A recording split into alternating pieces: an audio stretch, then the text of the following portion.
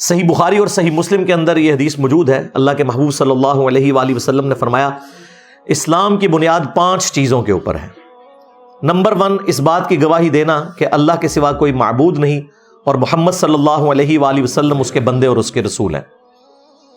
دوسرے نمبر پہ فرمایا نماز قائم کرنا. تیسرے نمبر پر زکوٰۃ دینا. چوتھے نمبر پر حج کرنا اللہ کی راہ میں اگر استطاعت ہو. اور 5ویں نمبر پہ فرمایا رمضان کے روزے رکھنا. اس سے آپ اندازہ لگائیں کہ اسلام کی بنیاد جن چیزوں کے اوپر ہے ان میں سے رمضان مبارک کے روزے ایک چیز ہے. پھر صحیح بخاری اور صحیح مسلم دونوں کے اندر یہ حدیث موجود ہے کہ اللہ کے محبوب صلی اللہ علیہ وآلہ وسلم نے فرمایا جس شخص نے بھی ایمان اور احتساب کے ساتھ یعنی اس نیت کے ساتھ کہ وہ تزکیہ نفس اپنا کرے گا، اللہ سے ثواب لینے کی امید جس کے اندر موجود ہے، رمضان مبارک کے روزے رکھے، اللہ تعالیٰ اس کے پچھلے سارے گناہوں کو معاف فرما دے گا. اور جس نے ایمان اور احتساب کے ساتھ رمضان مبارک کی راتوں کا قیام کیا، قیام اللیل جسے آپ تراویح بھی کہتے ہیں، اس کے بھی اللہ تعالیٰ پچھلے سارے گناہوں کو معاف فرما دے گا. اور جس نے ایمان اور احتساب کے ساتھ لیلۃ القدر کا قیام کیا، اس کے بھی اللہ تعالیٰ پچھلے سارے گناہوں کو معاف فرما دے گا. تو لیلۃ القدر تو رمضان مبارک کے آخری عشرے کی طاق راتوں میں آتی ہے. یہ پچھلے دنوں جو میری شب برات سے متعلق ویڈیو ریکارڈ ہوئی تھی اس میں نے تفصیلاً اس کے اوپر گفتگو کر لی ہے کہ وہ سارے فضائل جو یہ شب برات کے لیے بتاتے ہیں وہ بیسیکلی لیلۃ القدر کے ہیں، جس کے بارے میں پوری سورت قرآن میں نازل ہوئی ہے. انا انزلناہ فی لیلۃ القدر. ایک اور حدیث ہے صحیح بخاری اور صحیح مسلم کے اندر کہ اللہ کے محبوب صلی اللہ علیہ وآلہ وسلم نے فرمایا کہ جب رمضان مبارک کا مہینہ آتا ہے تو اللہ تعالیٰ جنت اور رحمت کے دروازوں کو کھول دیتا ہے اور جہنم کے یعنی دوزخ کے دروازوں کو بند فرما دیتا ہے، اور سرکش جو شیاطین ہیں انہیں جکڑ دیا جاتا ہے. سارے شیاطین نہیں قید ہوتے، سارے قید ہوں تو آپ کو جمعہ پڑھانے کے لیے کون آئے؟ سارے نہیں قید ہوتے ہیں، ظاہر ہے یہ تو سلسلہ. بہرحال اوورآل ایک ماحول بن جاتا ہے نیکی کا کہ سرکش شیاطین کو قید کر دیا جاتا ہے. باقی جو انسان کے ساتھ نفس لگا ہوا ہے، جو انسانوں میں شیاطین ہے، وہ تو اسی طریقے سے گھوم پھر رہے ہوتے ہیں. لیکن پھر بھی رمضان میں دیکھیں شیاطین قید ہونے کا یہ فائدہ آپ دیکھیں کہ رمضان نشریات میں سارے اکٹھے بیٹھے ہوتے ہیں، آگے پیچھے نہیں اکٹھے ہوتے، اور وہاں پہ افطاریاں بھی اکٹھی کرتے ہیں. اور جو تھوڑا سا شیطان اندر باقی ہوتا ہے نا، وہ انہیں مجبور کرتا ہے کہ جب نماز کا وقت آتا ہے تو سب لوگ اپنی اپنی علیحدہ علیحدہ نماز پڑھتے ہیں، یا اپنے مدارس میں جا کے ایک دوسرے کے پیچھے نہیں پڑھتے. اگر کوئی پڑھ بھی لے غلطی سے تو بعد میں لوٹاتے ہیں. ایک اور حدیث ہے صحیح بخاری اور صحیح مسلم کے اندر کہ اللہ کے محبوب صلی اللہ علیہ وآلہ وسلم نے فرمایا کہ جنت کے 8 دروازے ہیں، ان میں سے ایک دروازہ ایسا ہے جس کا نام ہے الریان، اور یہ خالصتاً ان لوگوں کے لیے ہے جو رمضان مبارک کے روزوں کا اہتمام کرتے تھے. یعنی رمضان مبارک کی اللہ کے نزدیک یہ اہمیت ہے کہ ایک اسپیشل دروازہ ہی روزہ داروں کے لیے اللہ تعالیٰ نے جنت کا مخصوص کر دیا. اللہم اجعلنا منہم، اللہ تعالیٰ ہمیں ان میں شامل فرمائے، آمین. پھر ایک اور حدیث ہے بڑی رکت انگیز، بخاری اور مسلم دونوں میں ہے کہ رمضان مبارک کا مہینہ وہ ہے جس میں اللہ تعالیٰ نیکیوں کا جو ثواب ہے وہ 700 گنا تک بڑھا دیتا ہے. پھر اللہ کے محبوب علیہ السلام نے فرمایا کہ رمضان مبارک کا مہینہ وہ مہینہ ہے کہ جس میں جو شخص روزے رکھتا ہے اس کے لیے اللہ تعالیٰ کی طرف سے یہ پیغام ہے کہ روزہ خاص میرے لیے ہے اور میں ہی اس کی جزا دوں گا. اور ایک روایت میں آیا کہ میں ہی اس کی جزا ہوں، یعنی خود اللہ جزا ہے اس کی.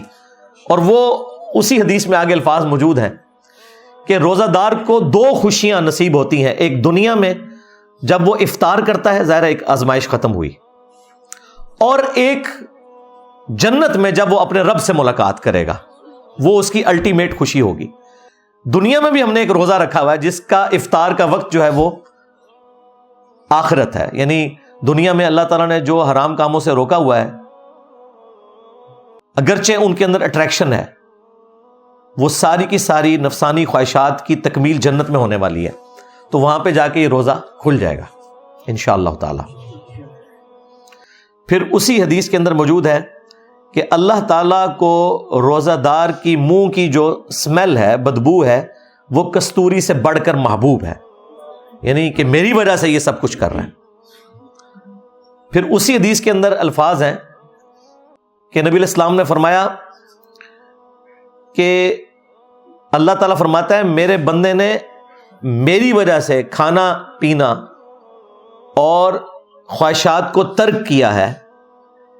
اس چیز کو یعنی اللہ تعالیٰ اپنے لیے خوشی کے طور پر ایکسیپٹ کرتا ہے کہ میرے بندے نے میرے لیے اتنی بڑی قربانی کی ہے.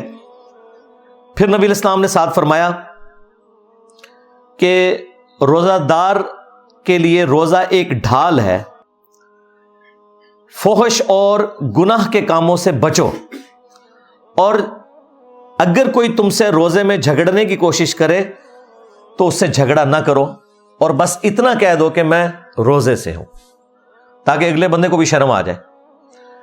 ویسے بھی روزے کی حالت میں انسان کا دل ہی کو نہیں کرتا لڑنے کو، خصوصاً عصر سے لے کے مغرب تک. اس وقت تو کسی کی آواز بھی اچھی نہیں لگتی.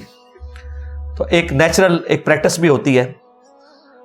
بھوک کی وجہ سے انسان کو، جو بھوکے لوگ ہیں جن کے لیے 2 وقت کی روٹی ایشو ہے، ان کا بھی احساس پیدا ہوتا ہے، اور شکر کے جذبات بھی پیدا ہوتے ہیں کہ اگر پوری زندگی اس طرح گزارنی پڑے تو کتنی مشکل ہو.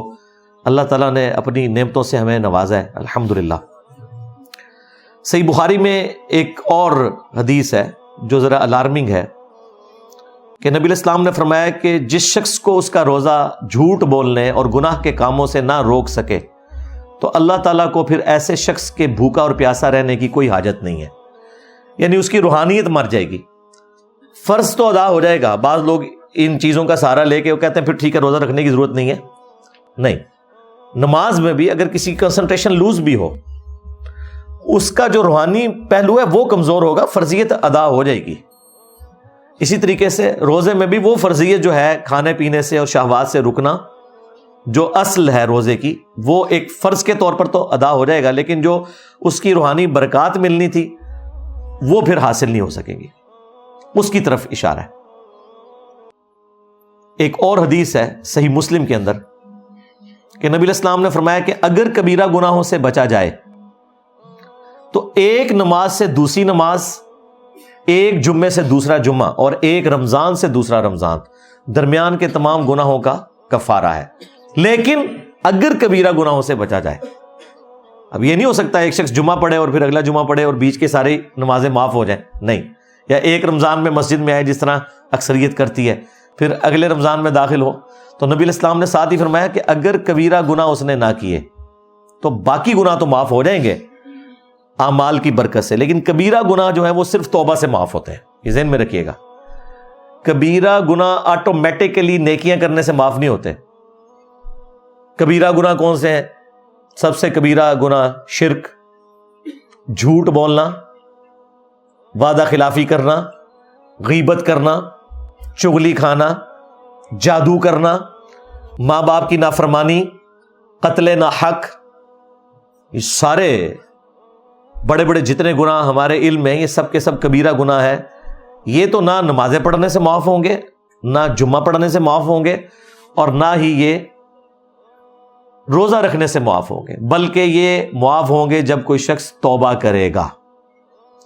پھر وہ معاف ایسے ہوں گے کہ سورۃ الفرقان میں اللہ تعالیٰ نے فرمایا 3 بڑے گناہوں کا ذکر کیا آیت نمبر 69 میں. شرک جو کائنات کا سب سے بڑا گناہ ہے، قتل ناحق جو حقوق العباد میں سب سے بڑا گناہ ہے، اور تیسرا بدکاری. ان 3 گناہوں کا ذکر کر کے اگلی آیت میں فرمایا 70 نمبر میں کہ اگر کوئی ان گناہوں سے بھی توبہ کر لے سچے دل سے تو نہ صرف ہم اس کے گناہوں کو معاف کر دیں گے بلکہ اس کے گناہوں کو نیکیوں سے بدل دیں گے. اللہ اکبر کبیرہ والحمد للہ کثیرہ وسبحان اللہ بکرۃ واصیلا.